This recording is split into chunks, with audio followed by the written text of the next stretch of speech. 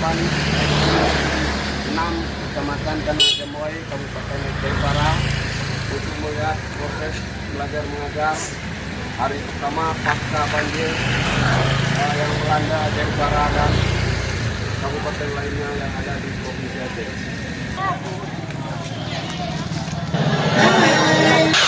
Beginilah proses belajar mengajar murid-murid SD Negeri 6 Kecamatan Tanah Jamoy, Kabupaten Aceh Utara.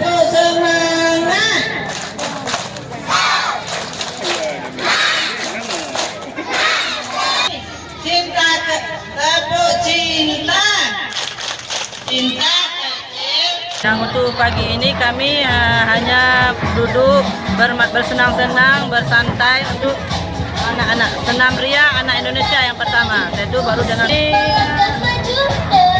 lebih. 100 lebih. Ini 100 lebih ya. Dari jam berapa sampai jam berapa, Bu? Dari jam 8 sampai jam 10:30. Oh, udah itu kita paralel. Enggak. Ini untuk hari ini enggak paralel. Untuk hari ini enggak paralel. Banyak sekali. Hampir cuman 5% yang ada. Cuman bermohon kepada yang pertama kepada Bapak Bupati dan kepada Bapak Kepala Dinas Aceh Utara untuk memberikan pakaian seragam untuk anak-anak kami.